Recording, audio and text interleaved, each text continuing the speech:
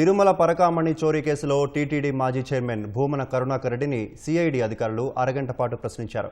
పరకామణి చోరీ సమయంలో TTD ex officio సభ్యుడిగా, కేసు రాజీ సమయంలో టీటీడీ చైర్మన్గా ఉన్న కరుణాకర్ రెడ్డిని తిరుపతిలోని పద్మావతి అతిథి గృహం కేంద్రంలో విచారణకు పిలిచారు.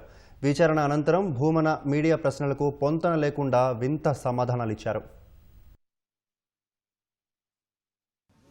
పసిఫిక్ మహాసముద్రంలో ఎన్ని లీటర్ల నీళ్లున్నాయి, నైలి నదిలో మొసళ్ల సంఖ్య ఎంత, శాస్త్ర చరిత్రకారులు మన డిఎన్ఏకి మూలమైన ఒక మహాతల్లి టాంజానియా ఎండు మైదానాలలో ప్రసవించిన శిశువుకు జన్మనిచ్చినటువంటి ఆమె పేరు ఆ అస్థిపంజరానికి లూసీ అన్న నామకరణం చేశారట.